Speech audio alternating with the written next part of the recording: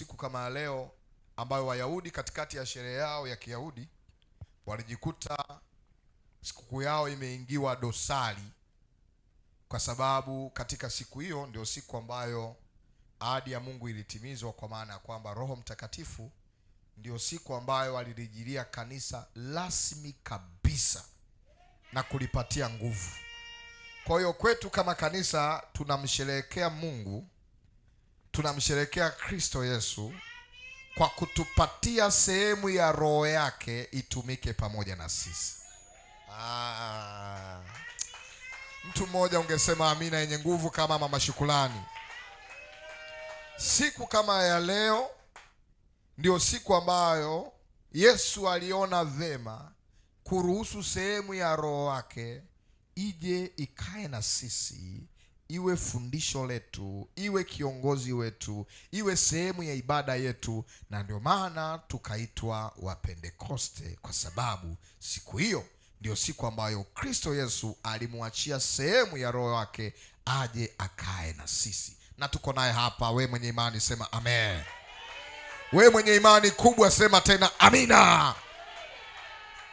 Basi kama unaandika, kichwa chetu cha somo kwa siku ya leo ni ujio wa Roho Mtakatifu ndani ya Pentekoste.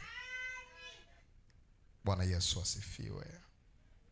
Hii ilikuwa ni ahadi ya Mungu kwetu ya kwamba inatupasa kujiliwa na huyo Roho Mtakatifu. Matendo Mitume sura ya 1 na ule mstari wa 6. Basi walipokutanika wakamuuliza wakisema, je, Bwana, wakati huu ndipo unapowarudishia Israeli ufalme?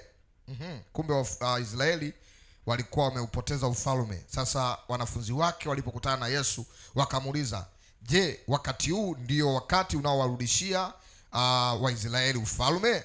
Akawaambia, si kazi yenu kujua nyakati wala majira Baba aliyoyaweka katika mamlaka yake mwenyewe. Kumbe kuna mamlaka ya kimungu ambayo yameweka majira na nyakati. Lakini mtapokea nguvu akiisha kuajilia juu yenu Roho Mtakatifu. Twende taratibu hapo. Wanafunzi wa Yesu wanamuuliza Yesu, baada ya Yesu kufufuka na kuwa pamoja nao, wakamuuliza Yesu au mwalimu au rabi kwamba, je, ni wakati huu unapoenda kuwarudishia Waisraeli ufalme? Yesu akamwambia, sio kazi yenu kujua majira wala nyakati ambavyo viko kwenye mamlaka ya Mungu, lakini mtapokea nguvu. Manake walikuwa wana nguvu, lakini walihitajika wapokee nguvu zaidi akiisha kuajilia juu yenu Roho Mtakatifu. Kwa hiyo Roho Mtakatifu anaweza akashuka lakini asiwe juu. Amen. Roho Mtakatifu anaweza akashuka lakini asiwe juu yetu. Sasa anasema hiyo nguvu ilifanye kazi ni mpaka Roho Mtakatifu atakapotujilia juu yetu. Nanyi mtakuwa mashahidi wangu katika Yerusalemu na katika Uyahudi wote na Samaria na hata misho ya nchi au misho ya dunia. Manake Yesu alikuwa anajaribu kuambia wanafunzi wake ya kwamba wanatakiwa wawe mashahidi wa kazi alizozifanya.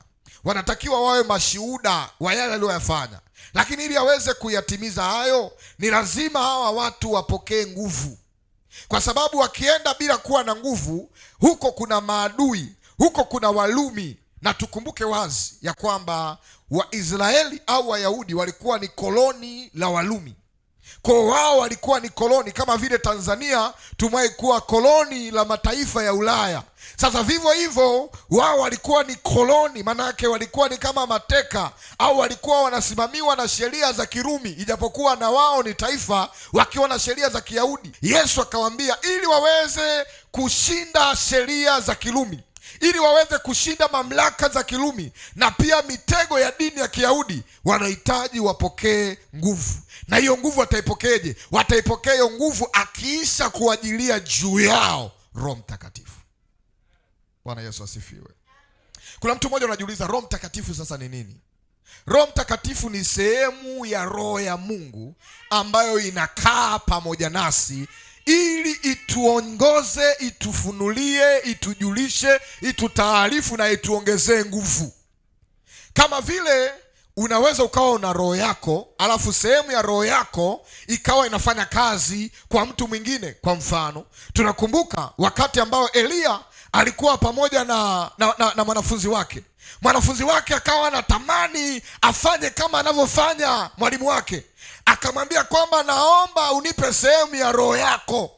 Akasema hilo ombi ambalo umeliomba ni gumu, lakini tazama, siku nitakayokuwa ninaondoka, hiyo siku ndio ambao utaichukua sehemu ya roho hiyo. Haina maana kwamba Mungu kutupa sehemu ya roho yake kwamba yeye amekufa.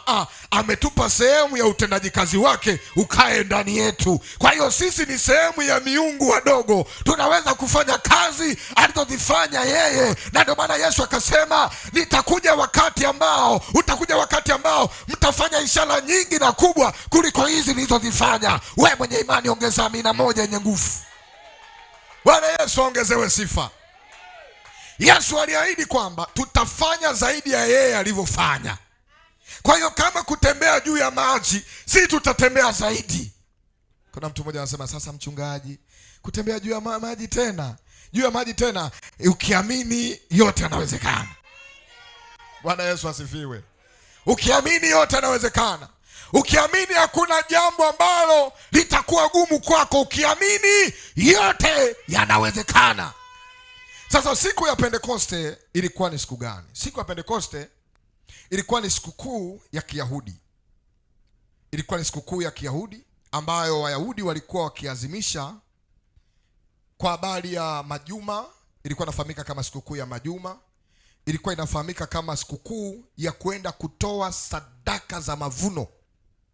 Kwa hiyo walipokuwa wanakusanya mavuno siku ya Pentekoste, kwao ilikuwa ni siku ambayo wanatakiwa wayaweke mavuno pamoja. Ilikuwa ni siku ambayo wanatakiwa waende kutoa sadaka kwenye madhabahu yao. Tuangalie sasa katika maandiko na tuone neno la Mungu linatuongoza katika nini. Ongeza amina yako yenye nguvu tena. Fungua pamoja nami sasa kitabu cha Kutoka sura 23 na mstari wa 16. Kitabu cha Kutoka sura 23 mstari wa 16. Tunaanzia hapo na Mungu aweze kutusaidia. Tena sikukuu ya mavuno, hayo malimbuko ya kazi zako na kupanda mashambani tena. Anasema sikukuu ya kukusanya mwisho wa mwaka, hapo utakapokusanya hayo utakayoyataabikia shambani. Endelea mstari wa unaofuata. Maana 3 katika mwaka wa 3 waume wako wote watahudhuria mbele ya Bwana Mungu. Maana yangu ya msingi naomba tuipate sasa kwenye kitabu cha Hesabu sura 28 na mstari wa 26.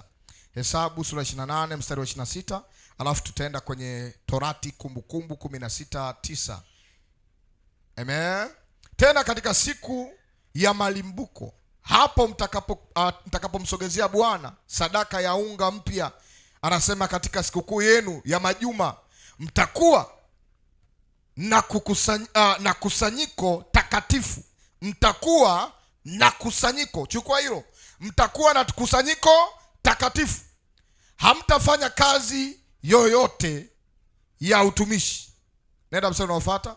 Lakini mtasogeza sadaka za kuteketeza kuwa harufu ya kupendeza kwa Bwana, ng'ombe waume wadogo 2, kondoo mume 1 na wana kondoo waume na wa mwaka wa kwanza wa kwanza 7, pamoja na sadaka zake za unga.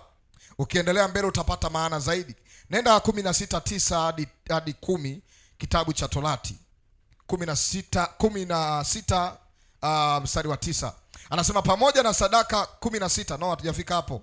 Kitabu cha Kumbukumbu la Torati 16 mstari wa 9.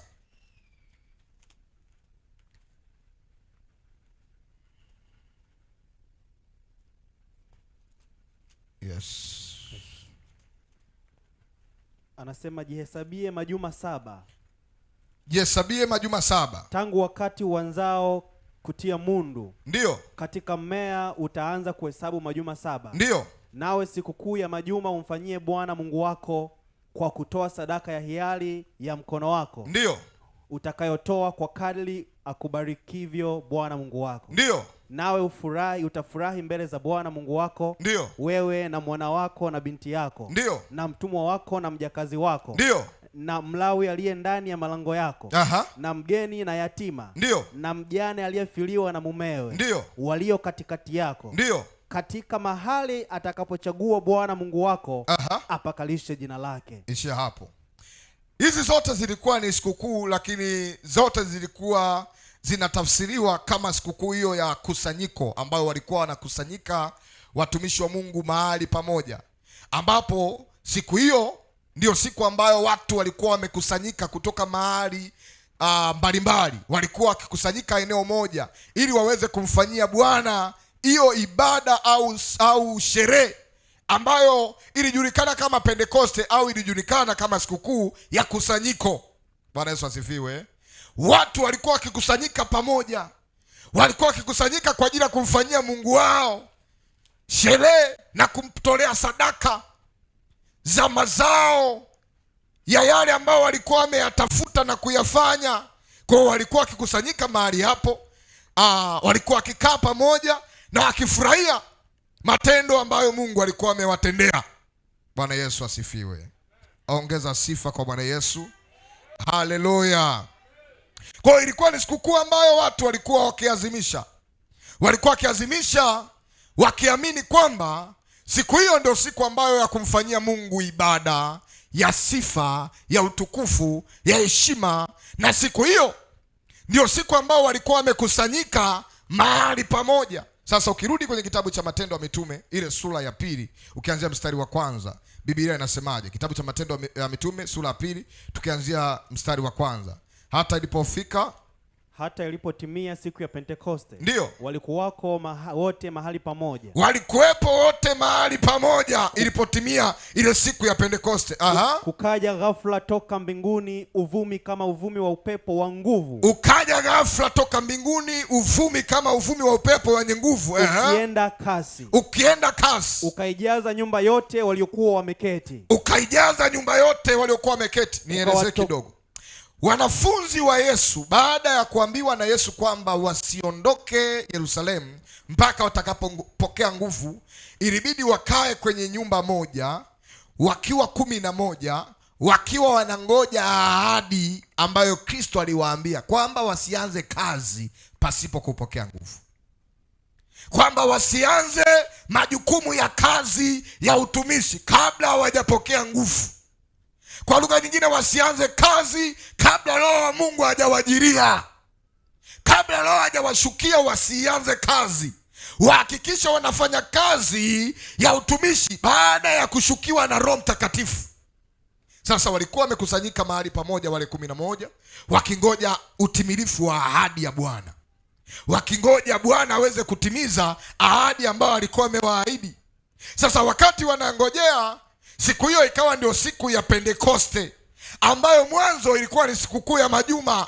Ilikuwa ni sikukuu ambayo Wayahudi walikuwa wakikusanyika mahali pamoja wakitoa sadaka zao, na mahali pale walikuwa wakifanya biashara ya kuuziana vitu. Wengine wanaleta mazao, wengine wanaleta wanyama. Kwa hiyo wanafanya biashara ya kubadilishana, barter trade. Kwa hiyo wakiwa kwenye hali ya mabadilishano ya vitu, watu kutoka mataifa mbalimbali walikuwa wakienda kama kwenye mnada au kama kwenye sherehe ya kuuza vitu, ili watu wanunue vitu warudi na vitu vyao huko kwenye familia zao, maana walikuwa wanatawanyika kutoka sehemu mbalimbali, walikuwa wanatoka kutoka maeneo tofauti tofauti. Kwa hiyo walihitaji wafanye biashara mahali pale. Sasa siku hiyo ambayo ilikuwa ni siku ya Pentekoste ndio siku ambayo Roho wa Mungu akawa ameachiliwa aje kwa ajili ya wale mitume, yaani aje kwa ajili ya kanisa. Mtu mmoja asema amina. Amen. Kwa mwanzo Pentekoste ilikuwa haina ladha ya Yesu, kwa sababu ilikuwa ina ladha ya Uyahudi. Walikuwa wakisherehekea wana wa Israeli siku ya 50 baada ya kukumbuka siku ambayo Mungu aliwatoa kutoka kwenye kamba za utumwa. Kwa walisherehekea sikukuu hiyo, lakini baada ya Yesu Kristo, sherehe hiyo ikabadilika tena, ikawa si kama mwanzo walivyokuwa wakisherehekea. Sasa hapa ndipo ambapo kuna kitu kinaenda kutokea kinachobadilisha maana ile sherehe. Bwana Yesu aongezewe sifa. Amen. Ukiendelea mbele anasemaje sura ya pili hiyo? Kukaja ghafla toka mbinguni uvumi kama uvumi wa upepo wa nguvu. Katika ile sherehe ilivyokuwa inaendelea, kukaja toka mbinguni uvumi wa upepo wenye nguvu ukienda kasi. Maana yake sasa siku ya sherehe inatokea upepo, sijui umetoka wapi, wenye nguvu unakuja kwenye sherehe yote ile. Maana yake kama ni siku ya Pasaka au siku ya Christmas, itokee upepo mkali unavuma kila mahali. Ukatokea ule upepo, hakuna mahali ambapo mtu anaweza akajishikilia. Manake hali ya kawaida ikabadilika, atmosphere ya hali ya hewa ikabadilika. Nini kikaendelea? Ukaijaza nyumba yote waliokuwa wameketi. Kukawatokea ndimi zilizogawanyikana kama ndimi za moto. Wale watu upepo kawajilia. Baada upepo kuwajilia, zikatokea ndimi zilizogawanyika kama ndimi za moto. Uliowakalia kila mmoja wao. Wote wakajazwa Roho Mtakatifu. Wakaanza kusema kwa lugha nyingine. Wakaanza kuongea kwa lugha nyingine kama Roho alivyowajalia. Kwa hiyo Roho akaanza kufanya kazi ndani yao. Roho akaanza kuwajalia kuongea. Roho akaanza kuwajalia kutamka. Roho akaanza kuwajalia kuzungumza. Kwa hiyo wakajikuta hawaongei kwa mapenzi yao, bali kwa namna Roho anavyoongoza. Nami nimekuja hapa kukuambia kwamba Roho anaweza kuingia ndani yako, akakupa cha kusema, akakupa cha kuomba, akakupa cha kuongea. Hii neema ya Roho Mtakatifu iingie ndani yako kwa jina la Yesu. Hii neema ya Roho Mtakatifu ije kwako katika jina la Yesu Kristo aliye hai.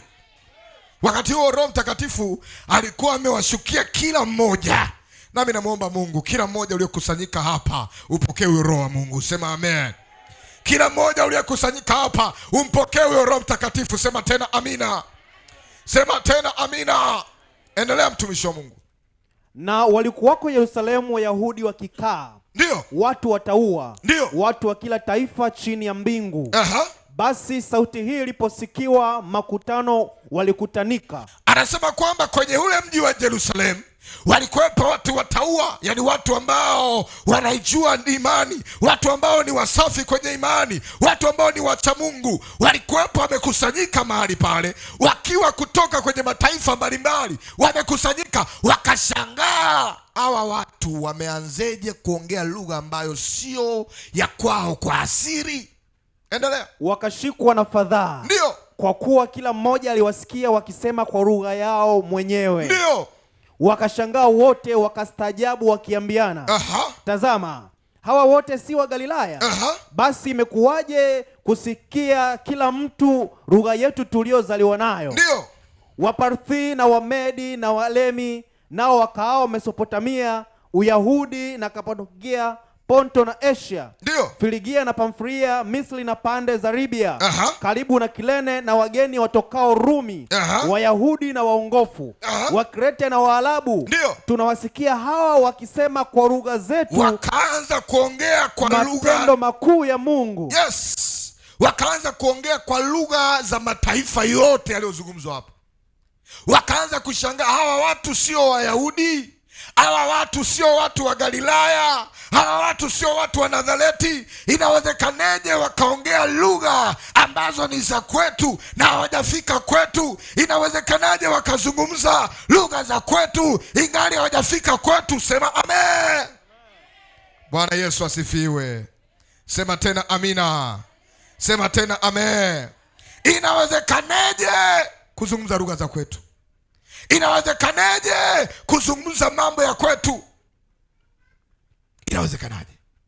Ninaomba kitabu kile cha Injili ya Yohana sura ya kwanza mstari wa 46. Anasemaje? 1:46 Yohana. Ndio. Anasema, Nathanaeli akamwambia, ndio, laweza neno jema kutoka Nazareti? Filipo akamwambia, njoo uone. Basi Yesu akamuona Nathanaeli anakuja kwake. Ndio. Akasema habari zake. Ndio. Tazama, Mwisraeli kweli kweli, wala hamna hila ndani yake. Nathanaeli akamwambia, ndio, umepataje kunitambua? Yesu akajibu akamwambia, kabla Filipo hajakuita ulikuwapo chini ya mtini. Ndio, nilikuona. Nathanaeli akamjibu, ndio, Rabi, wewe u mwana wa Mungu, ndiwe mwana wa Mungu, ndiwe mfalme wa Israeli. Bwana Yesu asifiwe. Inawezekaneje neno jema kutokea Nazareti? Hata wale watu wakaanza kujiuliza kwamba inawezekaneje hawa watu kuongea lugha zetu? Inawezekaneje hawa watu kuongea lugha za mataifa yetu? Inawezekaneje? Kumbe ni kwa sababu alikuwepo Roho wa Mungu akiwasaidia. Huenda hata wewe umekatiwa tamaa, hakuna namna ya tumaini kwako, watu watashangaa. Inawezekaneje neno jema kutokea kwako? Inawezekaneje habari njema kutokea kwenye familia yako?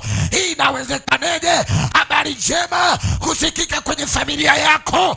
Leo kwa jina la Yesu, habari njema zinaenda kutokea mahali ambapo hapakusudiwa.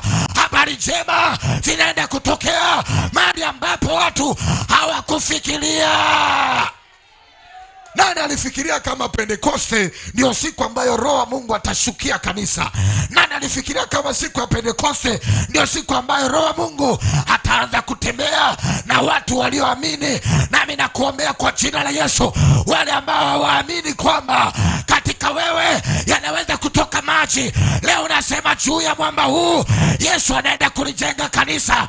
Juu ya mwamba huu maji yanaenda kutokea. Yani juu ya wewe uliyekatiwa tamaa, ulionekana ufai, uliyekataliwa, Roho wa Mungu anaenda kufanya kisima ndani yako. Roho wa Bwana anaenda kufanya kisima ndani yako kwa jina la Yesu. Unajua kuna mazingira alishakatiwa tamaa, hakuna neno jema linaweza tokea. Wenda kwenye familia zetu tupo, lakini watu hawaamini kwamba taarifa njema inaweza tokea. Wenda kwenye nyumba zetu tupo, lakini watu hawaamini kwamba taarifa njema inaweza tokea. Kila taarifa njema wanafikiria itatoka kwenye nyumba fulani. Leo kwa jina la Yesu tunabatilisha na kugeuza. Taarifa njema zinaenda kutokea kwenye familia yako. Taarifa njema, habari njema zinaenda kutokea kwenye nyumba yako. Bwana akupatie neno jipya. Bwana akupatie neno jipya. Sema amina. Kuna neno atalitenda Yesu juu ya maisha yako. Kila atakayesikia masikio atawasha. Kila atakayesikia masikio yake atawasha. Hata kama unajiona haiwezekani, nakwambia inawezekana. Hata Yesu hakuwa amezaniwa, wakasema inawezekaneje neno jema kutokea Nazareti? Inawezekaneje habari njema kutokea kwako usiyekuwa na elimu, kwako uliyetafuta kazi ukakosa, kwako usiyetarajiwa, kwako mwenye biashara ndogo, mwenye mtaji usioeleweka? Bwana anaweza kufanya mambo ambayo wanadamu kwa akili zao hawawezi kupata majibu. Yule Yesu wa Nazareti aliyewapatia ujasiri wakina Petro, hawakuwa na elimu, lakini aliwapa ujasiri wa kuvuka mipaka. Neema ya Bwana iwe kwako kwa jina la Yesu. Neema, neema, neema, neema, neema. Yesu wa neema, juu ya neema akae kwako, akupe kuvuka mipaka na mipenyo katika jina la Yesu. Sema amina.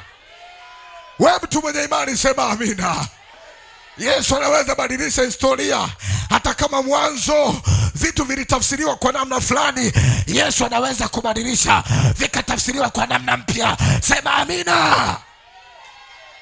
Bwana Yesu asifiwe. Bwana Yesu ongezewe sifa. Ile siku ya Pentekoste ambao watu walikuwa wamejiandaa kwa ajili ya kusherehekea. Walikuwa wamejiandaa kwa ajili ya kufanya ibada za kidini, ibada za kimila, ibada za kikawaida. Katikati ya siku hiyo hiyo Bwana akabadilisha, akageuza kikombe cha adui zake kuwa kikombe cha ushuhuda. Sema amina. Biblia inasema kwamba wakati wale thenashara, yani wale 11 walipokuwa wamekaa mahali pale, Roho wa Mungu alipowashukia wakajikuta wamevaa ujasiri, wakawa sio watu wa kawaida. Wakaanza kuzungumza habari za kiti cha Daudi na ufalme wake, ya kwamba Daudi alikuwa ni mfalme, alikuwa ameongea mambo mengi, lakini mambo aliyokuwa anaongea Daudi alikuwa anaongea kwa habari ya mambo ya Yesu, ambaye huyo Yesu ambaye yuko kwetu, akiwa ndani yetu Yesu, kuna mambo yanaenda kuinuka. Sema amen. Twende mbele hapo tuone nini kilitokea. Anasemaje? Anasema Aha. Wakashangaa wote wakaingiwa na shaka. Wakashangaa wote wakaingiwa na shaka. Wakiambiana. Maana yake nini mambo haya? Wengine walidhihaki wakasema wamelewa kwa mvinyo mpya. Kumbe kuna watu katikati ya neno jema kutokea kwenye maisha yako, wengine wanaweza kainuka akasema wewe umelewa. Umelewa kwa mvinyo mpya, umelewa kwa pombe mpya, umelewa kwa konyagi, kuna vipombe vinaitwa visungula. Umelewa kwa kisungula, umelewa si kwa kitu gani? Acha waseme hayo, lakini kuna namna Bwana amekujaa. Unajua kuna wakati tunaweza tukajawa na roho, mtu akaja kuchungulia akasema walevi wale. Wamechanganyikiwa wale, hajui nini tunafanya kwa ajili ya Bwana. Sema amen. Wakati Hana anajimimina mbele za Bwana, alipomwangalia Koani Eli akasema, we mwanamke, utalewa mpaka lini? Akasema, Bwana wangu hujui, ninaumimina moyo wangu kwa Bwana. Ninamimina moyo wangu kwa Bwana, na we mimina moyo wako kwa Bwana mpaka kieleweke. Mimina moyo wako kwa Bwana mpaka umepata majibu. Haleluya. Wakasema kwamba wamelewa, wakasema hapana, hatujalewa. Huu ni muda wa mchana. Haya ni masaa 3 ya mchana, inawezekaneje kulewa? Nenda mbele kidogo. Lakini Petro akasimama pamoja na wale 11. Ndio. Akapaza sauti yake akasema, enyi watu wa Uyahudi, na ninyi nyote mkaao Yerusalemu, lijueni jambo hili, mkasikilize maneno yangu. Ndio. Sivyo mnavyodhani, watu hawa hawakulewa, kwa maana ni saa 3 ya mchana. Ndio. Lakini jambo hili ni lile lilonenwa kwa kinywa cha nabii Yoeli. Jambo hili ni lile lilonenwa kwa kinywa cha nabii Yoeli. Alisemaje? Itakuwa siku za mwisho. Itakuwa siku za mwisho, asema Mungu, asema Bwana wa majeshi, nitamwagia watu wangu wote roho yangu. Nitamwagia watu wangu wote roho yangu. Maana kuwamwagia watu wake wote, hakusema atawamwagia wanaume peke yake, hakusema atawamwagia wanawake peke yake, hakusema kwamba atamwagia watoto wao peke yake, manake atawamwagia watu wote. Wewe unatakiwa upokee hiyo roho ya Mungu kwa jina la Yesu. Una haki ya kupokea roho ya Mungu kwa jina la Yesu. Na hata usijibague kwamba unajua mimi, yani sisi sio wa maombi, kwetu sisi wa mizimu. Toka pepo kwa jina la Yesu. Yesu anaweza badilisha historia yako. Haleluya. Yesu anaweza badilisha historia yako, hata kama umekuja na mikoba yenu, hata kama umekuja na pombe zako, hata kama umekuja na ulevi wako. Yesu anaweza badilisha historia yako, maana yeye ni pendo, anakupenda, anapenda watu, hataki kitu chochote kipotee. Haleluya. Yeye alikuja kuokoa kile kilichopotea. Na kuombea wokovu kwa jina la Yesu. Amen. Pokea wokovu wa Bwana kwa jina la Yesu. Pokea wokovu wa Bwana kwa jina la Yesu. Endelea mtumishi wa Mungu. Anasemaje? Na wana na binti zenu watatabiri. Anasema na watoto na binti zetu watatabiri. Wako wapi mabinti ambao wako tayari kutabiri leo? Hatunao. Hii ni ajabu, inabidi wamama wafanye kazi hiyo. Na ni kweli, Biblia anasema kwamba wanawake ni mabinti Sayuni, hata kama una umri gani. Sema amen. Kuna mwingine akasema kwa Yesu hakuna wazee. Na ni kweli, wote tunaweza kufanya kazi pamoja. Sema amen. Wako wapi mabinti Sayuni wa Bwana ambao wako tayari kutabiri? Sikia, maana ya kwamba wanawake wanaweza kutabiri haina maana ni manabii, lakini wanaweza kutabiria kitu na kikatokea. Mungu ameweka nguvu kwa mabinti na wanawake, wanaweza kutabiria kitu kikatokea. Sasa nini kinakushinda kutabiria mlima wako kuwa baraka? Nini kinakushinda kutabiria chochote kwenye maisha yako kigeuke kuwa baraka? Sema amen. Amen. Leo hii kwenye ibada hii, chochote ambacho kwako kilikuwa kama mlima, kianza kukitabiria. Anza kukitabiria.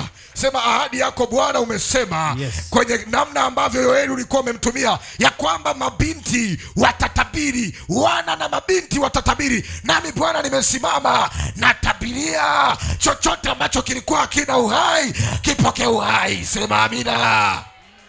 Baada ya kutabiri, ondoa hofu, ondoa mashaka. Bwana Yesu asifiwe.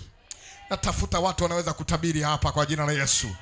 Natafuta watu ambao Bwana anaweza kawaingizia roho wakatabiri hapa kwa jina la Yesu.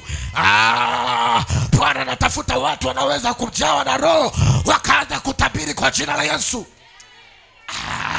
Wako wapi watu waingiwe na roho waende kumwambia mwanamke mmoja asiyepata mtoto ya kwamba nakutamkia na kutabiria kwa jina la Yesu pokea mtoto? Wako wapi wanawake hapa? Wanawake hapa wanaweza kuchawa na roho wakaenda kumwambia mtu asiyekuwa na kazi ya kwamba nakutabiria upate kazi.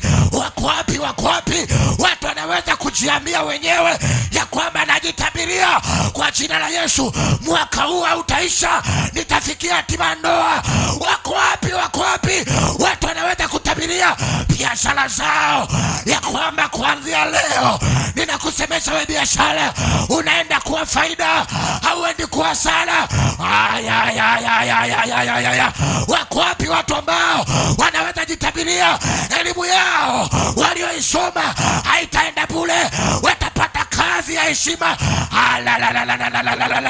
Bwana nataka watu kama hao. Ezekieli anaonyesha bonde limejaa mifupa mikavu. Bwana Yesu asifiwe. 37:5 kitabu cha Ezekieli anasemaje? Ezekieli 37 mstari wa 5 anasemaje? Anasema Bwana Mungu aiambia mifupa hii. Bwana Mungu aiambia mifupa hii maneno haya. Tazama. Nitatia pumzi ndani yenu. Nanyi mtaishi. Nami nitatia mishipa juu yenu. Nami nitaleta nyama iwe juu yenu. Na kuwafunika ngozi. Na kutia pumzi ndani yenu. Nanyi mtaishi. Nanyi mtajua ya kuwa mimi ndimi Bwana. Kuna vitu inabidi vijue kwamba Mungu yupo kwenye maisha yako. Kuna matatizo inabidi yajue kwamba Mungu yuko kwenye maisha yako. Unajua kuna vitu vingine ni kiburi, havitaki kuamini kwamba Mungu uko naye. Leo kwa jina la Yesu vijue kwamba Bwana yupo.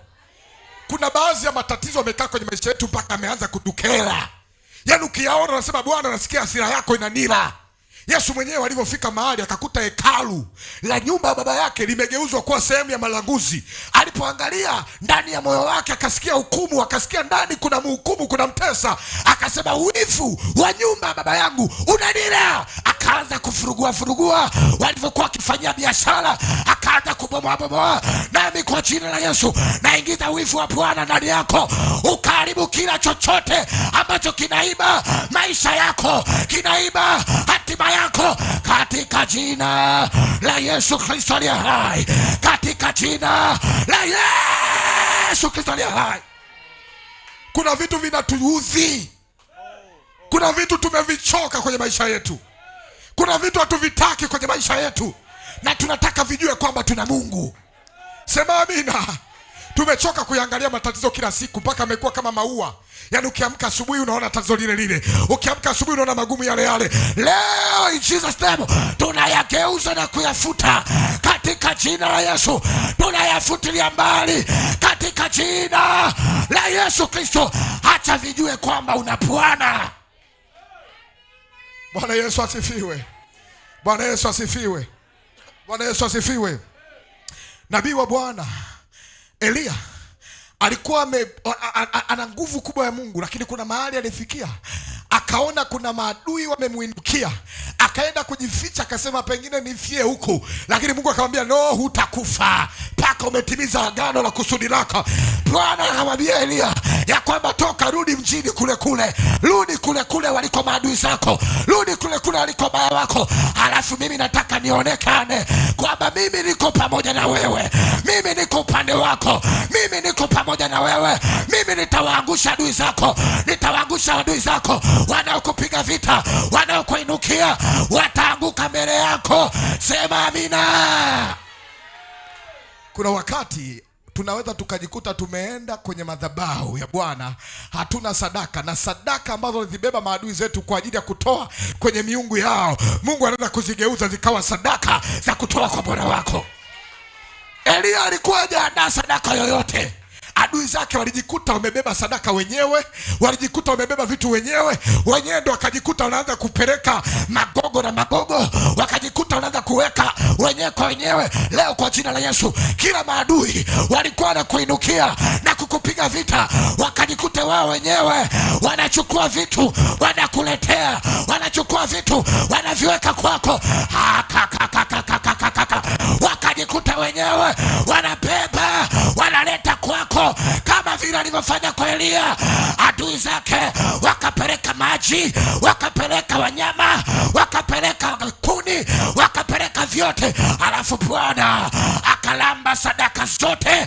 Nami natangaza kwa jina la Yesu, Bwana akakusaidia.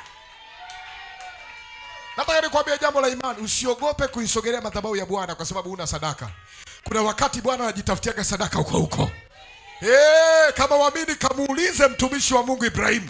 Alienda na sadaka ya mtoto wake, alafu Bwana akageuza, akamwangalia upande huu, akaona kondoo, akasema hiyo ni sadaka yako, itoe mbele za Bwana. Nami naona kuna watu hapa Bwana anawasaidia, anawatia nguvu, anawapa wepesi, anawaletea vilivyofichwa, vilivyozuiliwa. By fire vinakuja kwako. Sema amina kwa jina la Yesu. Ongeza Yesu amina yenye nguvu. Hiyo amina yako haijatosha, ni ya mashaka. Ongeza amina nguvu yenye nguvu kwa Bwana Yesu. Bwana Yesu asifiwe. Tukirudi kwenye Matendo ya Mitume tena, tuendelee mbele kidogo kwa sababu ya muda tuliokuwa nao. Endelea mbele mtumishi wa Mungu. Biblia inasema, ndio, itakuwa siku za mwisho, asema Mungu, nitawamwagia watu wote roho yangu. Nitawamwagia watu wote roho yangu. Na wana wenu na binti zenu watatabiri. Na wana wenu na binti zenu watatabiri. Na vijana wenu wataona maono. Na vijana wenu wataona maono. Hapa kwenye vijana, kuna vijana tuko nao makanisani hawaonagi maono. Bwana Yesu asifiwe. Tuna mabinti zetu hapa wanapiga step, hata maono tu ya kuona kwamba ninamuonea maono yule. Mungu amekupiga upofu. Wewe kijana, kwa jina la Yesu, Mungu afungue macho yako. Sema amen. Paka binti unakuta amekaa kanisani, nafika mahali anasema ngoja nikaangalia wanavyocheza step upande wa pili. Kumbe anatafuta aonekane. Biblia inasema kwamba vijana wetu wataona nini? Wataona maono. Mungu akupe macho uone maono kwa jina la Yesu. Mungu akupe macho uone maono kwa jina la Yesu. Sema amen. Lakini si tu maono hayo, tunahitaji kuona maono ya kazi ya Mungu. Tunahitaji kuona maono ya matendo makubwa ya Mungu. Maana ya maono ni kitu ambacho uko macho na una hali ya ubinadamu kabisa, lakini unaletewa picha, alafu ile picha ni kama ina tafsiri ya mambo ambayo Mungu anataka uyafanye, ya kwamba ina tafsiri ya vitu ambavyo Mungu anataka uvifanye. Bwana yafungue macho yako ya rohoni yaone. Macho yako ya rohoni yaone. Wakati wengine wanaona kawaida, wewe ukaone tofauti kwa jina la Yesu. Wakati wengine wanaona kawaida, ukaone tofauti. Alafu endelea.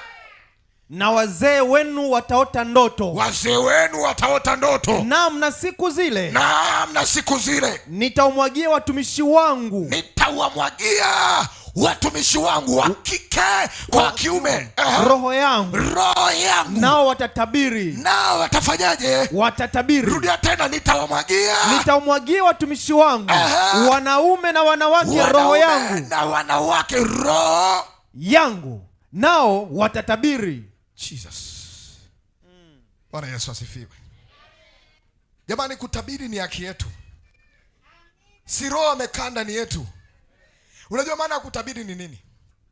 Maana ya kutabiri ni kuongea kitu ambacho hakijatokea kuwa kimetokea, alafu kuamini. Utabiri una mahusiano makubwa na imani. Bwana Yesu asifiwe. Bwana Yesu asifiwe. Bwana Yesu asifiwe. Bwana Yesu asifiwe. Ngoja. Nipate watu watatu wanaweza wanasikia roho kutabiri ndani yao. Inuka tu hapo ulipo. Inuka tu. Usisema nitaenda tabiri nini. Roho atakupa cha kutabiri. Njoo hapa. Hatuna watu watatu. Mara ya kwanza, mara ya pili. Shakata paradaya. Naomba maiki. Wamekuja wanne. Hey! Naomba maiki kwa jina la Yesu. Angalia kanisa la Bwana kule. Kanisa, inua mikono kwa ajili yao. Inua mikono kwa ajili yao. Sema Baba, katika jina la Yesu. Roho Mtakatifu, tunakuomba shuka kwa watu hawa. Wape kitu cha kusema katika jina la Yesu. Wape kitu cha kuongea katika jina la Yesu. Katika jina la Yesu. Alafu endelea kuomba, funika macho yako hapo. Ropa sakata. Kuna nguvu ya Mungu sio kawaida hapa. Sijui ni nani amekusudia. Bwana amesema. Ndio. Bwana anasema. Reboshe kitaya. Bwana. Na satori makaya. Bwana. Ndio Bwana. Shikatori mashika. Bwana. Rebosa taya. Ataenda kumpa mtu. Rebas. Ataenda kumpa mtu. Shekorama. Repapa sata. Baba. Shekata. Ndio. Utakayesikia connection hii unaweza ukakimbia mara moja kama ni unabii wako. Ndio. Kwa jina la Yesu. Ndio. Kwa jina la Yesu, kwa jina la Yesu. Sema Bwana. Anakwenda. Yes. Kumpa mama mmoja mtoto. Raboshe ketana. Anaenda kumpa mtoto. Rematana makota. Anakwenda kumpa mtoto. Ule unabii wako kwa jina la Yesu upokee. Ninakuvuta toka huko. Ninakuvuta toka huko. Ninakuvuta toka huko. Receive, receive, receive, receive, receive. Pokea, pokea, pokea, pokea. Pokea, pokea, pokea, pokea. Haijalishi alilokuwa nayo. Receive. Shera bokotori. Rikata ta ta ta ta ta ta ta. Repa pa pa pa pa pa pa. Klamasa dora taya. Liste tere peri. Lasa dora kateri. Sayama. Sekata. Msogeze mguse tumbo lake. Msogeze, msogeze, msogeze, msogeze, msogeze. Katika jina la Yesu. Tarehe 24 ya mwezi wa 5 2026. Leo kwa jina la Yesu. Bwana ameweka muhuri kwa jina la Yesu. Weka mkono juu ya mtu huyo. Na iwe kwa jina la Yesu. Iwe sehemu ya uthibitisho katika jina la Yesu. Katika jina la Yesu. Katika jina la Yesu. Katika jina la Yesu. Katika jina la Yesu. Katika jina la Yesu. Rikota pakatini. Yes. Rama mama shita. Yato rama mama shita. Rikata. Uliye nyuma endelea kuomba, tuendelea kuomba. Kuna connection ya roho sasa. Setara mama. Shera baba shikitaya. Seta katori. Sana mashiritaya. Sato rababa baba. Sata papa. Unafuata, chukua maiki, chukua maiki, chukua maiki, unafuata. Ro kasia mashikataya. Katika jina la Yesu. Kwa jina la Yesu. Kwa jina la Yesu Kristo. Wa Nazareti, Mungu aliye hai. Wakati nikiomba nisitumie akili yangu kusema. Nimesikia Mungu anakwenda kuinua watu kutoka nje ya nchi watakaosimama kwa ajili ya ujenzi wa kanisa. Hii si kawaida. Katika jina la Yesu aliye hai, watu watainuka, watu watainuka kwa ajili ya ujenzi wa kanisa, na jamii kubwa itatoka nje ya nchi. Katika jina la Yesu aliye hai, watu wanakwenda kuinuka kwa ajili ya kusimama.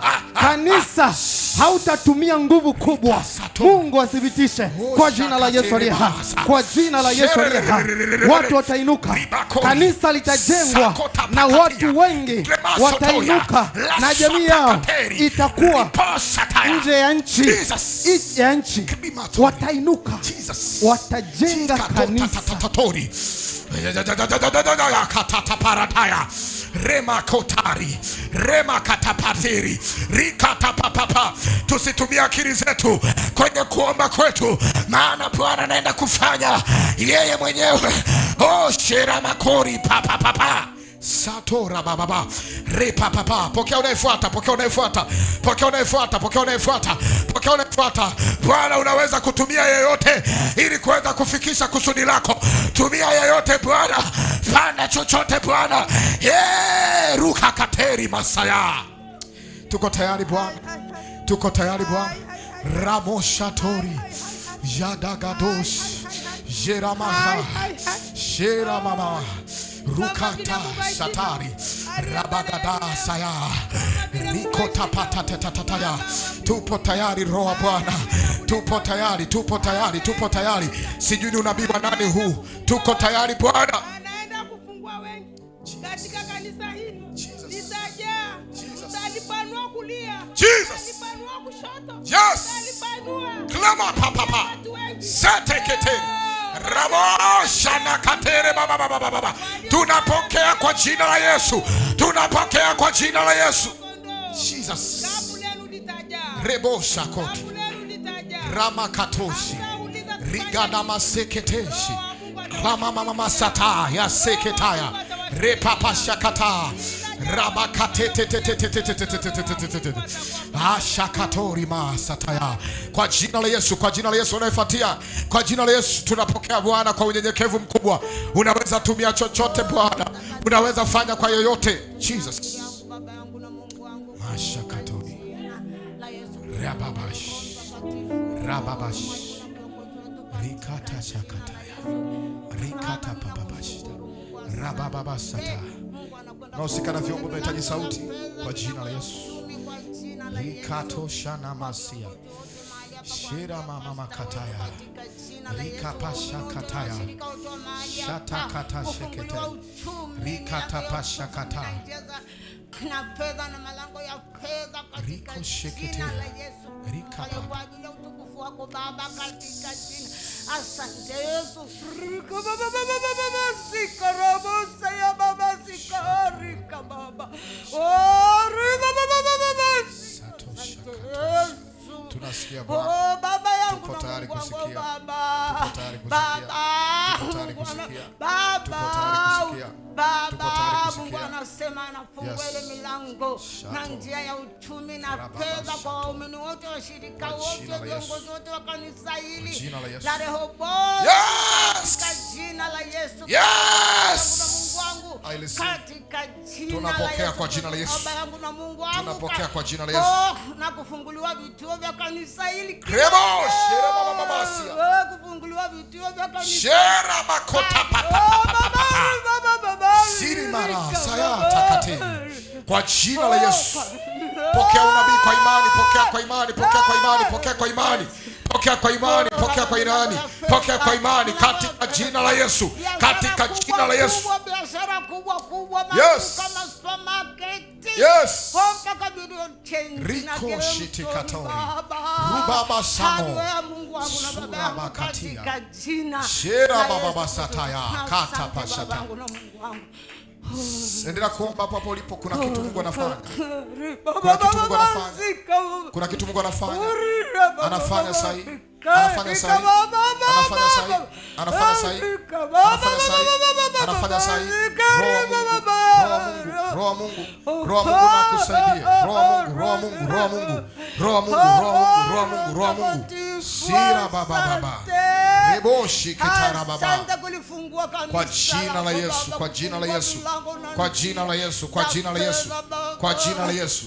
Kwa jina la Yesu, kwa jina la Yesu. Kwa jina la Yesu, kwa jina la Yesu. Kwa jina la Yesu. Tunapokea Bwana, tunanyenyekea, tunapondeka. Jesus. Watakuja watumishi, wachungaji, watakuja wainjilisti, manabii ndani ya kanisa hili. Baba yangu ndani ya kanisa la Rehoboth. Bila kufunguliwa vituo. Kwa jina la Yesu, kwa damu. Asante. Asante. Kwa jina la Yesu. Ongezea Bwana Yesu makofi mazuri. Asante. Weka tu hapo. Weka pale. Yes. Hayo hayatoshi kupokea unabii wa Bwana. Muongezee Bwana Yesu. Mpe Bwana Yesu makofi mazuri. Mpe Bwana Yesu makofi mazuri. Unaweza kaona ni kitu cha kawaida, lakini nataka nikwambie ni jambo kubwa katika imani. Ni jambo kubwa katika imani. Alafu imeshakuwa. Imekuwa kwa jina la Yesu. Imekuwa kwa jina la Yesu. Imekuwa kwa jina la Yesu. Mungu wetu ni halisi, imekuwa kwa jina la Yesu. Imekuwa kwa jina la Yesu. Mungu wetu ni kweli, imekuwa kwa jina la Yesu. Wewe unayeamini, ondoa hofu na mashaka, ongeza makofi kwa Yawe. Ongeza makofi kwa Yawe. Muongezee Bwana makofi ya heshima. Imekuwa in Jesus name. Imekuwa kwa jina la Yesu. Biblia inasema kwamba watumishi wangu wa kike kwa wa kiume watatabiri. Watumishi wangu wa kike kwa wa kiume watatabiri. Alafu nini kikatokea baada ya kutabiri? Nini kikatokea baada ya neno la kinabii alilolitoa mtumishi wa Mungu Petro? Nini kikatokea? Endelea mbele hapo kidogo. Baada ya watumishi wa kike kwa wa kiume kutabiri, shato rabababash.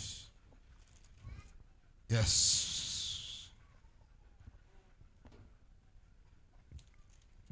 Yes.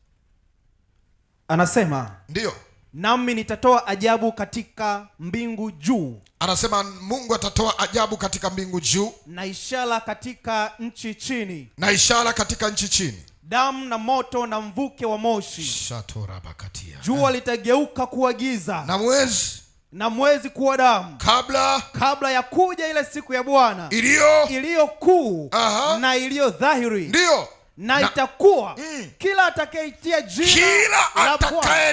jina ataokolewa. Jesus. Rudia tena hapo 26. 21 anasema, na itakuwa kila atakayeliitia jina la Bwana, ataokolewa. Bwana Yesu asifiwe. Kila uliyeliitia jina la Bwana unaenda kupokea wokovu kwa jina la Yesu. Pokea wokovu katika jina la Yesu. Pokea wokovu katika jina la Yesu. Kila unayeliitia jina la Bwana utaokolewa. Sema amen. Sema amen.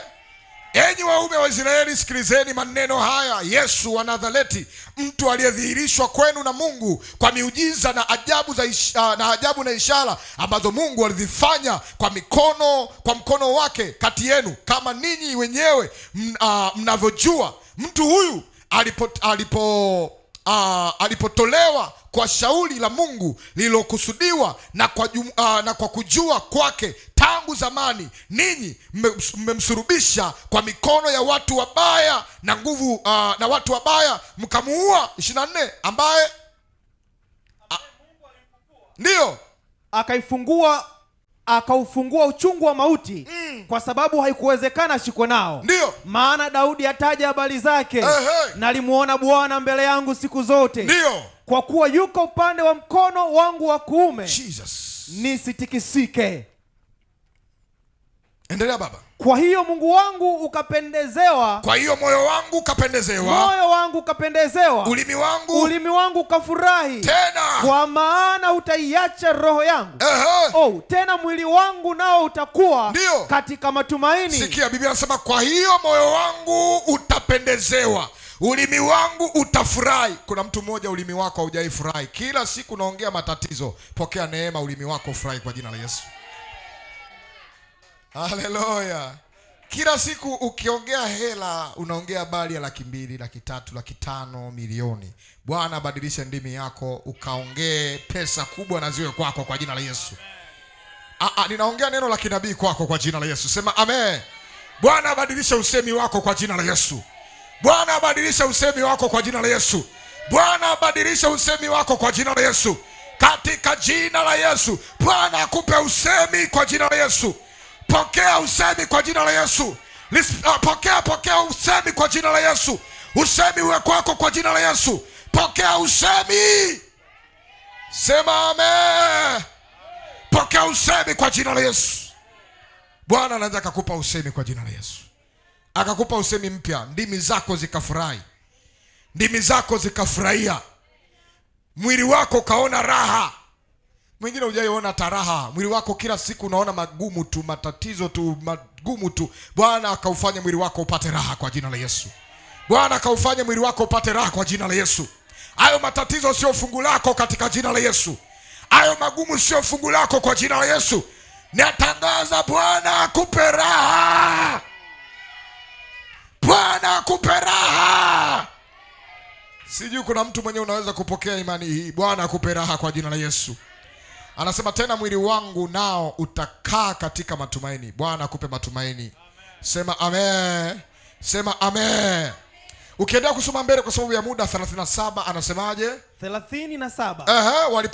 Waliposikia haya, wakachomwa mioyo yao. Waliposikia maneno hayo, watu wa mataifa mengine na Wayahudi kusikia maneno leo kwa anasema mtumishi wa Mungu Petro ambaye ni askofu mkuu wa kanisa la kwanza, wakachomwa mioyo yao. Wakamwambia Petro, wakamwambia askofu na mitume wengine, na mitume wengine, tutendeje ndugu zetu? Tutendeje ndugu zetu? Petro akawaambia, Petro Petro akawaambia, tubuni mkabatizwe kila mmoja, mkabatizwe kila mmoja kwa jina lake Yesu Kristo. Rudia tena, tubuni mkabatizwe kila mmoja kwa jina lake Yesu Kristo.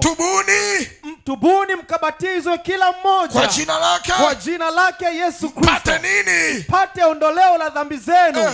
Nanyi mtapokea kipawa cha Roho Mtakatifu. Kipawa cha Roho Mtakatifu. Wale watu wakasema, sasa ili tusiweze kuwa na kama nyie tufanyeje? Yesu kupitia Roho wake akaanza kusema ndani ya Petro kwamba wale watu wakaambiwa ili waweze kupokea ahadi hizo za Roho Mtakatifu lazima watubu, wabatizwe. Uko mtu mmoja hapa unatamani uokoke, ili uweze kumpokea huyu Roho Mtakatifu ni lazima uokoke, lazima utubu, ubatizwe. Usiweke skip yoyote ile kwamba mimi nataka maombi tu. Mtu anayehusika na watoto lazima ujihusishe na Mungu moja kwa moja. Ufungulivu wako, wengine unataka umkaribie Mungu, yeye anasema kwamba nikaribieni nami nitawakaribia. Kuna mambo mengine ili ufunguliwe haitakiwi tu useme nataka maombi alafu Yesu mtaki. Mtake Yesu na maombi. Mtake Yesu na maombi. Yeye anasema kwamba tubuni. Kumbe dhambi inaweza kuwa kikwazo. Makosa yetu na maudhi yetu mbele za Mungu yanaweza kuzuia Roho Mtakatifu asiingie ndani yetu, tusipokee kipawa cha Roho Mtakatifu. Ukiona mtu miaka yote yuko kanisani hajawahi pokea kipawa cha Roho Mtakatifu, alafu ameamini, amebatizwa, huyu maisha yake hayana ushuhuda mbele za Mungu. Haiwezekani ukaona ushuhuda mbele za Mungu ukakosa kipawa cha Roho Mtakatifu. Alafu Roho Mtakatifu alimwagwa kwa wote, ni lazima upokee kipawa cha Roho Mtakatifu. Yaani usio kasema unajua kipawa cha Roho Mtakatifu ni kwa watu waliojaliwa. Wewe shindwa kwa jina la Yesu. Sio kwa waliojaliwa, ni kwa walioamini. Kila uliamini unatakiwa upokee Roho Mtakatifu. Kila uliamini unatakiwa upokee kipawa cha Roho Mtakatifu. Bwana Yesu asifiwe. Kuna mtu mmoja hata neno uelewe hapo, sema mchungaji, ugali unanukia, toka pepo kwa jina la Yesu. Utakula baadaye. Sema amen. Bwana Yesu asifiwe. Tubuni mkabatizwe. Mengine amekukamata umeaweka moyoni, yaachie. Tubu, batizwa, alafu pokea kipawa cha Roho Mtakatifu. Roho wa Mungu akiwa kwako, nataka nikuhakikishie, anaweza kukufunulia mambo ambayo kwa miaka mingi ulitamani uyajue lakini hujayajua. Kuna siri nyingi zinaendelea kona uzifahamu, lakini baada ya kumpokea Roho Mtakatifu kuingia ndani yako, atakufunulia, atakuonyesha wazi. Utayaona yaliyojificha, utayaona yaliyofungwa. Roho wa Bwana amiminike kwako, akushukia we juu yako. Mpokee katika jina la Yesu. We mwenye imani kubwa sema amen. Ni Roho Mtakatifu yupo. Mwambie jirani yako, Roho Mtakatifu yupo. Yuko wapi? Yuko ndani yako. Biblia inasema kwamba miili yenu ni hekalu, miili yetu ni nyumba ya Roho Mtakatifu. Yuko ndani yako. Na kama hayuko ndani yako leo, unaenda kumpokea kwa jina la Yesu. Kama hayuko ndani yako leo, aingie ndani yako katika jina la Yesu. Wengine mlimpoteza wengine mlipoteza Roho Mtakatifu kwa waganga, wengine mlipoteza Roho Mtakatifu gesti, wengine mlipoteza Roho Mtakatifu baada ya kugombana na mtu fulani, wengine mlipoteza Roho Mtakatifu baada ya kwenda huko makwenu, wengine mlipoteza Roho Mtakatifu baada ya kukutana na BFF wako wa zamani, baada ya kukutana na mwanaume fulani, Roho akaondoka. Na muomba Roho wa Mungu kwa huruma za Mungu akutakase sasa, akurejeshe Roho wake, asikunyime Roho wake, akupe Roho wake, akae ndani yako. Mahali popote ulipompoteza leo arejee. Roho wa Bwana arejee ndani yako kwa jina la Yesu. Biblia inasema kwamba baada ya mahubiri hayo mazito, nini kilitokea? Endelea mbele baada ya 37. Anasema kwa kuwa ahadi hii ndio ni kwa ajili yenu na kwa watoto wenu ndio na kwa watu wote walio mbali ndio na kwa wote watakaoitwa na Bwana, Bwana wetu wamjie. Ndio akawashuhudia maneno mengi sana na kuwaonya, ndio akisema jiokoeni na kizazi hiki chenye ukaidi. Jiokoeni na kizazi hiki chenye ukaidi. Nao waliolipokea neno lake wakabatizwa. Na siku ile wakaongezeka watu wapata 3,000. Na siku hiyo wakaongezeka watu wapatao 3,000. Si ungempigia Bwana Yesu makofi? Yaani siku hiyo ya Pentekoste hiyo ambayo ndio ilikuwa sikukuu ya majuma, ambayo ilikuwa ni sikukuu ya Kiyahudi, siku hiyo ndio Yesu akalianzisha kanisa lake la Agano Jipya.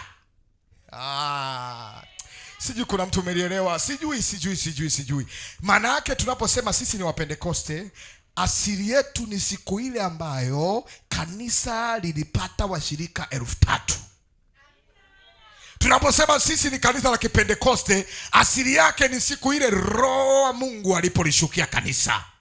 Roho wa Mungu alipolishukia kanisa la kwanza, ambalo lilianzia wapi? Kanisa lilianzia wapi? Chanzo cha kanisa la Kipentekoste, hata la Kiyahudi la Kipentekoste, lilianzia siku ile ambayo Mungu alishuka juu ya watu wake kwa njia ya Roho wake. Alishuka juu ya mitume, alafu wakahubiriwa watu, wakaokoka watu wapatao 3,000. Hapo ndipo neno la Bwana lilitimia la kumwambia Petro, juu ya mwamba huu nitalijenga kanisa, wala malango ya kuzimu hayataliweza, hayatalishinda. Na kwa kinywa cha Petro, katika ibada ile ya uinjilisti, katika ibada ile ya mahubiri, wakaokoka watu 3,000. Hapo kawa mwanzo wa kanisa jipya la Agano Jipya alilolijenga Yesu juu ya mitume na manabii, alilolijenga Yesu juu ya msingi wa Petro. Nami nimesimama hapa kutangaza ya kwamba Yesu ameinuliwa, yuko ndani ya kanisa, na kanisa la Kristo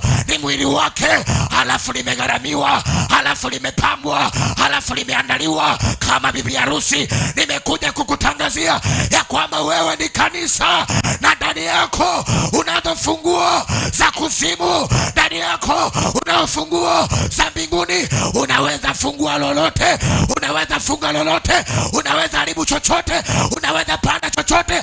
Wewe ambaye umejengwa na kununuliwa kwa damu ya Yesu, piga kelele za shangwe, sema Yesu, sema Yesu, katika jina la Yesu, sema amen. Tumenunuliwa kwa damu ya Yesu. Alafu sisi hatujaokolewa bure, tumegharamiwa. Sema amina. Tumegharamiwa. Yesu ametugharamia, amelipa gharama. Alikuja Yesu kubadilisha historia ya Pentekoste ya kwanza. Na ndio maana siku ile iliitwa siku ya kusanyiko. Yaani siku ambayo watu walikuwa nakusanyika mahali pamoja. Na ndio maana sio ajabu kusikia watu wanaitwa assemblies. Maana yake ni kusanyiko, na maana yake ndio hiyo Pentekoste. Sio ajabu kusikia watu wanaitwa Pentekoste. Maana yake ni hiyo siku ambayo Bwana alilishukia kanisa lake, hadi yake ilitimia. Wewe uliye assemblies, uliye mwana kusanyiko, uliye Pentekoste, leo ni siku yako ya kusherehekea. Yesu amezaa kanisa ndani yetu. Yesu amezaa kanisa ndani yetu. Hilo kanisa ni kanisa la Roho Mtakatifu. Hilo kanisa ni kanisa la Roho Mtakatifu. Waongozwao na Roho, hao ndio watakaoitwa wana wa Mungu. Sema amina. Tunakubali kuongozwa na Roho. Tunakubali Roho kuwa kiongozi wetu. Roho akuongoze kwa jina la Yesu. Roho wa Mungu akuongoze kwa jina la Yesu. Unakubali kuongozwa na Roho. Unakubali kuongozwa na Roho. Unakubali kuongozwa na Roho. Roho akuongoze kwa jina la Yesu. Bwana u sehemu yangu, rafiki yangu wewe, katika tatembea pamoja na wewe, pamoja na wewe, katika sera maya sera baba tena. Bwana u sehemu ya rafiki, hey! katika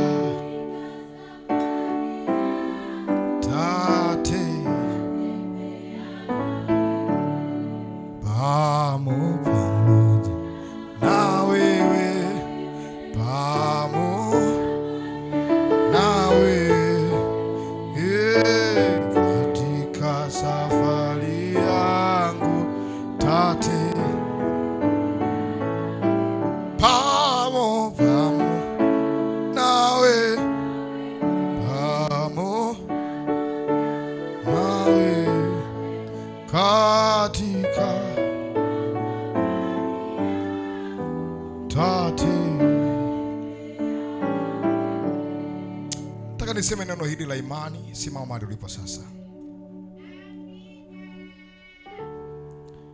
Katika Agano la Kale, sherehe ambao walikuwa wanasherekea wana wa Israeli na Wayahudi kwa ujumla, walisherekea Mungu kuwapa sheria kwenye mbao za mawe. Walisherekea Mungu kuwapatia sheria mpya kwenye mbao za mawe. Lakini Agano Jipya la Yesu Kristo tunasherekea Mungu alitupatia Roho wake akae ndani ya mioyo yetu. Wakati Agano la Kale walisherekea mbao za mawe kupokea sheria, Agano Jipya tunasherekea mioyo yetu kupokea Roho Mtakatifu. Wakati Agano la Kale walisherekea mavuno ya ngano na mazao ya mizabibu na miche mbalimbali, Agano Jipya siku ya Pentekoste tunasherekea Kristo Yesu kujipatia mavuno ya watu zaidi ya 3,000 ya watu. Wakati Agano la Kale walisherekea mavuno ya mazao ya ardhi, Agano Jipya tunasherekea mavuno ya nafsi za watu.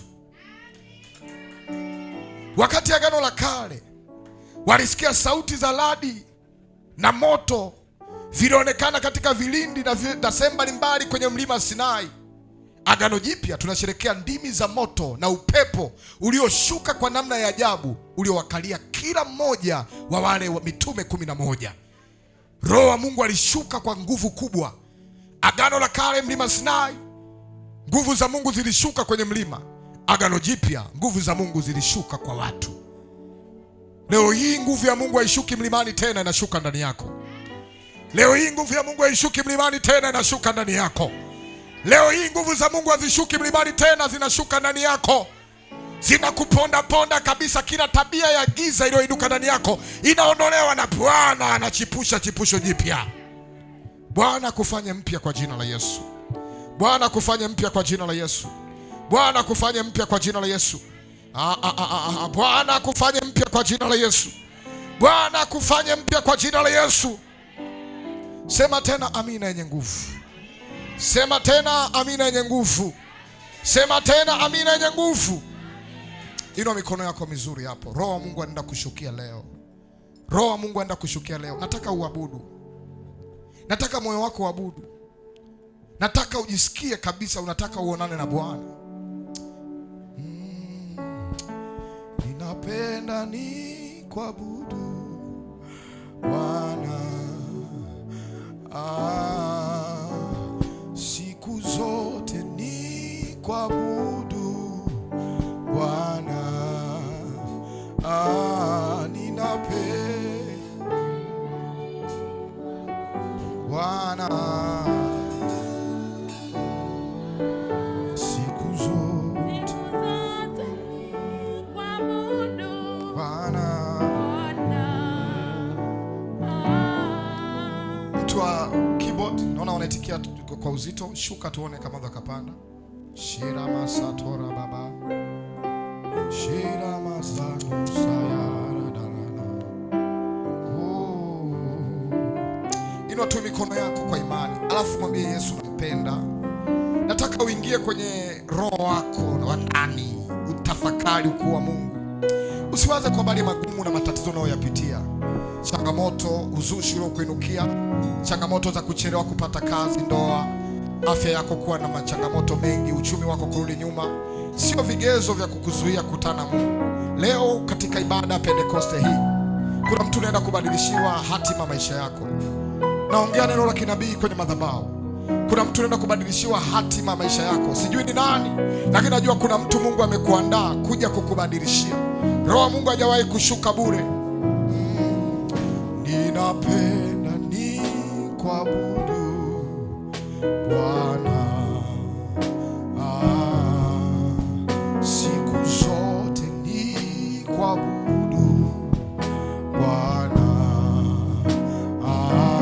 Ninapenda ni kuabudu Bwana. Siku zote ni kuabudu Bwana.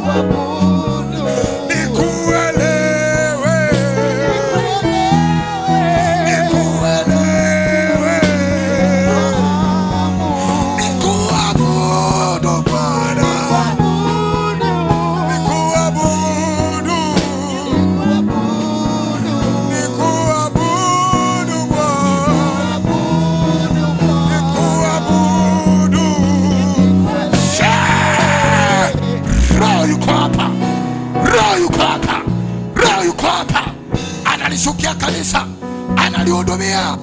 Shetakate seneketaya. Utasikia Roho anasema na wewe, Roho anasema na wewe, Roho anasema na wewe. Huyo Roho anashuka, huyo Roho anashuka, huyo Roho analishukia kanisa. Uko wapi mwanamke mwenye shauku? Roho anatembea sasa, Roho anatembea sasa, Roho anatembea sasa, Roho anatembea sasa, Roho anatembea sasa. Yuko hapa, yuko hapa. Adonai sikata papa shere pakete setekete shera baba. Inua mikono yako vizuri. Mimi namuona Roho anatembea, namuona Roho anatembea, namuona Roho anatembea, anatembea Roho, anatembea Roho, anatembea Roho, anatembea Roho. Wewe ni wa thamani, wewe unapendwa, unapendwa na Bwana, unapendwa na Bwana. Shira masaya. Sijui ni nani, lakini kuna kitu Mungu anafanya ndani yako. Unajua ibada ya leo ni ibada ya kuongozwa na Roho. Mimi sitaki nikuongoze, nataka nikwambie Roho anataka akuhudumie. Anasema anagonga hodi, anabisha hodi, anabisha mlango. Ukifungua anaingia. Ukifungua anaingia. Ukifungua anaingia. Ukifungua anaingia. Ukifungua anaingia. Ukifungua anaingia. Ukifungua anaingia. Shata pa. Ukifungua moyo wako anaingia. Anakuhudumia Roho. Mtamani sana Roho. Sio kila siku tolewa mapepo, mtamani Roho. Mugeuzwe nia zenu. Mjazwe Roho. Mjazwe Roho. Mjazwe Roho. Jawa na Roho. Jawa na Roho. Jawa na Roho. Iko wapi ibada ya Pentekoste? Iko wapi ibada ya Kipentekoste? Wako wapi wenye asili ya Pentekoste ambao Bwana aliwatenga akawafanya sazo la kazi yake? Shekate para baba reketetetetete. Iko wapi ibada ya Kipentekoste? Uamsho wa maombi.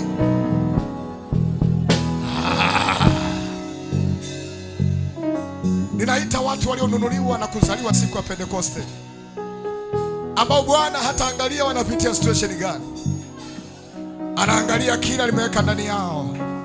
Mungu ameweka kitu ndani yako. Mungu ameweka kitu ndani yako. Nipe dakika 5 tufunika macho yako vizuri. Usitafakari kuhusiana na changamoto yako yoyote. Anza kutafakari kuhusiana na uwepo wa Mungu kwenye maisha yako. Hebu rudi nyuma, angalia Mungu amekuepusha na mangapi, amekulinda na mangapi, amekuvusha na mangapi. Alafu angalia thamani aliyoinunua kunifanya mimi na wewe tuweze kuwa wana. Sura makatori satarababa. Tayari kuna watu walionunuliwa kwa thamani, ambao wana ule wokovu. Hata kama una madhaifu yako, hata kama kuna mambo unaona hujakamilika, unasema Mungu, mimi mbona naanguka kwenye hili, lakini ndani yako una mbegu ya Mungu. Hiyo ndio inayokusumbua, hiyo ndio inayotaka ifanye kazi leo, hiyo ndio inayotaka ifanye kazi leo. Usiangalie madhaifu yako. Ni kweli unayo, haujakamilika. Ni kweli wewe mchafu, haujakamilika, lakini ndani yako una mbegu ya Mungu. Hiyo mbegu inataka ifanye kazi sasa. Hiyo mbegu inataka ifanye kazi sasa. Hiyo mbegu, hiyo mbegu, hiyo mbegu, hiyo mbegu, hiyo mbegu, hiyo mbegu haitatulia ndani yako. Haitatulia, haitatulia ndani yako sasa, haitatulia ndani yako sasa. Hiyo mbegu haitatulia, haitatulia, haitatulia. Remokusa, remokureba, riseketa papa, ripasekea. Shakota. Usimzimisha Roho. Usimzimisha Roho. Anachochewa ndani yako. Usimzimisha Roho. Usimzimisha Roho. Usimzimisha Roho. Nani anamzimisha Roho? Nani anamzimisha Roho? Hata kama wakija mizimu ya kwenu, wakija wachawi wa ofisi yako ili wakuzimishe, usizimie leo. Usinyamaze leo. Usinyamaze leo. Usizimishe joto la maombi. Usizimishe joto la maombi. Unanifuata kwa mtandao, unanifuata kwa mtandao, usizimishe joto la maombi.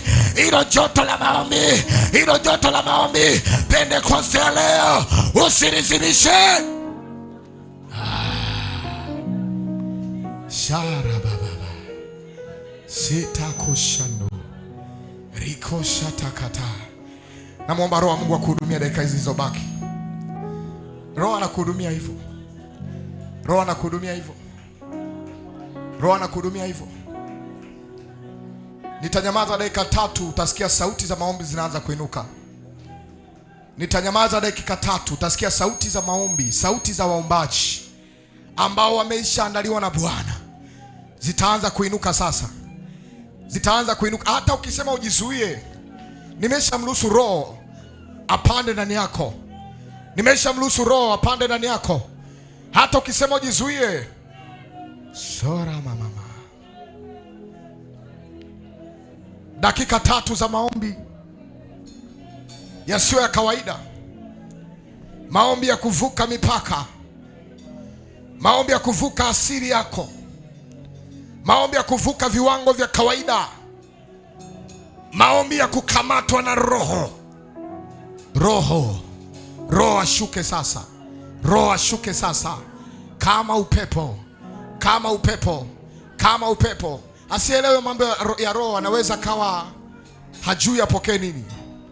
Roho. Ruha Kadesh. Mama, dada, Roho anataka aombe ndani yako. Wewe huwezi kuomba, na hata ukiomba unajiombea kwa habari ya changamoto zako. Roho anataka aombe ndani yako. Yeye hataomba kwa habari ya changamoto zako, ataomba kwa habari ya mapenzi ya Mungu. Roho anaomba sasa. Roho anaomba sasa. Roho anaomba sasa. Roho anaomba sasa. Huyo anashuka. Baadhi ya watendakazi mtusaidie. Baadhi ya watendakazi mtusaidie. Maana wingu unaoshuka sio la kawaida.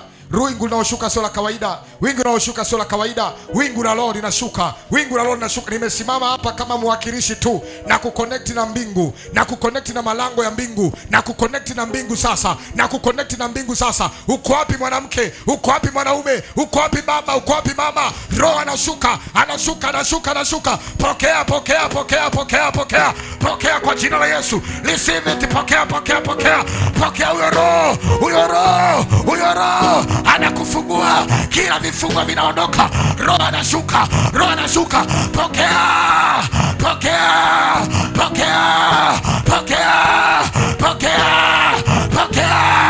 Pokea kule nyuma, pokea hapo mbele. Take it. Chukua hiyo nguvu, ichukue hiyo kwako, inakuhamisha. Hama. Ruha Kateria Riketepa Radikatia Ramazando Takatea Repepepepepea Rigada Yadoria Sakataya Rababababababa Seketepaya Likatosha Rimanosia Lagadia Rofa Katapashara Loa Shataya Masanoteri Ligabo Ruma Sapaya Regetea Ashagadia Asapapa Ramazando Lakataya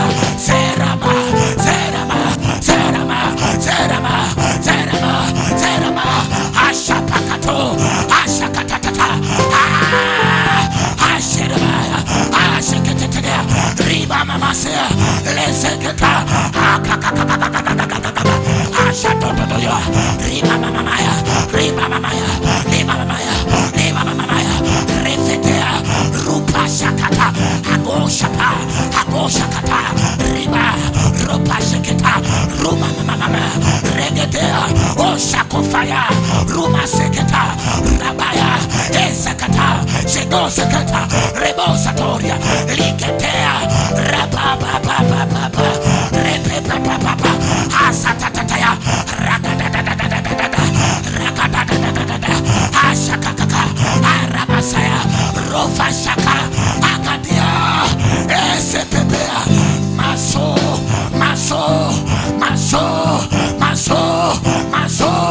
Masora shekete rupa pachia la mafo la gosha egeteperi ropo shakata. Woo! Saya seremaya sayunama lega satakachata shere makoto rufa shakata lama sandurakata mata parasia shera kataya shere ketaya sana mama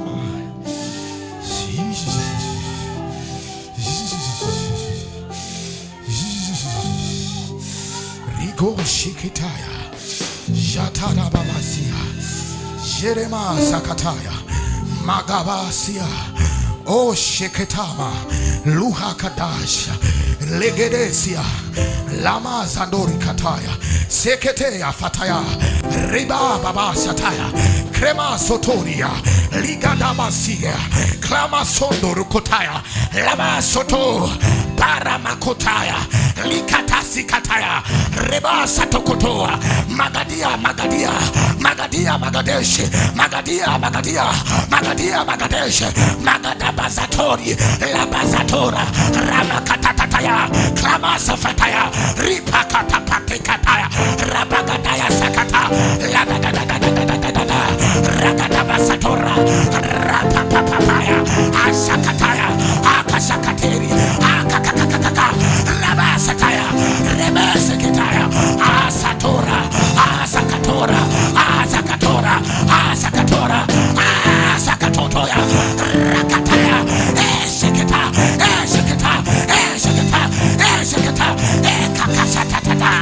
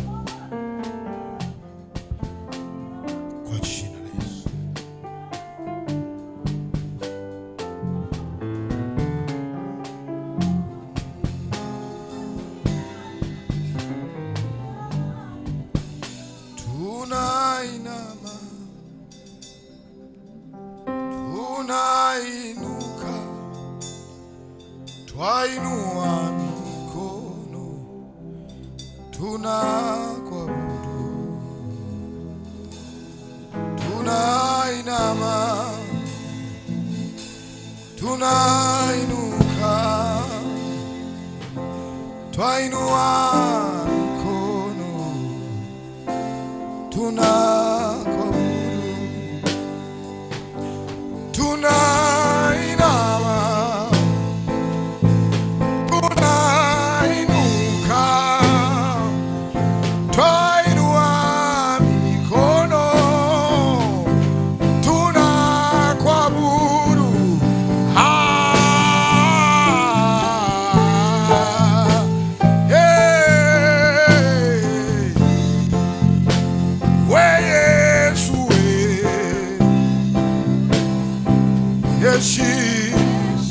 Mwambie Bwana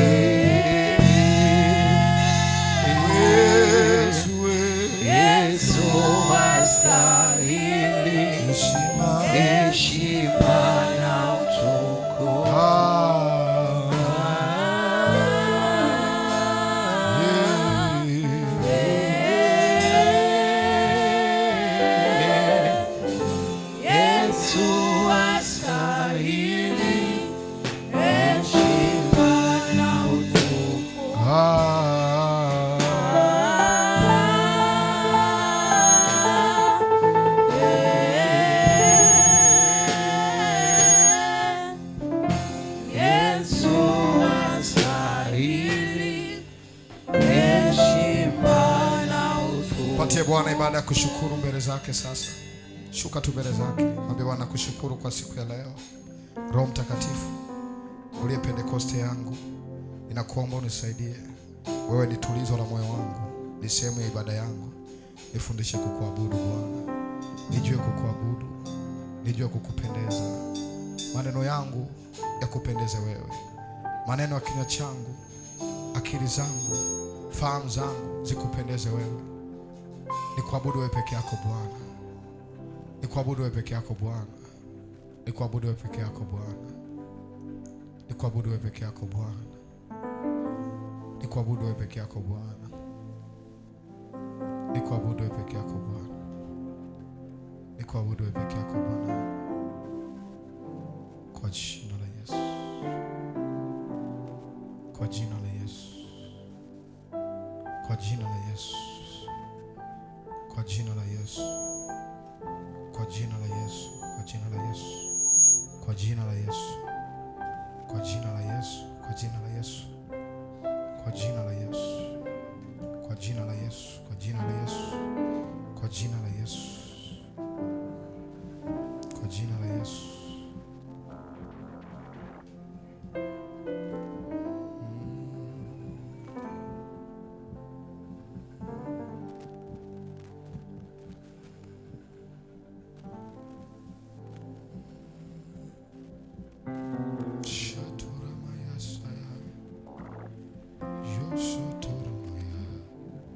Katika uwepo wao mshukuru Mungu. Mshukuru Mungu kwa dakika chache. Kamilisha maombi yetu ya mfungo sasa. Tuko kwenye maombi ya mfungo. Pata muda wa kuomba kwa ajili ya mfungo sasa. Kamilisha maombi ya mfungo sasa. Omba mwana maombi.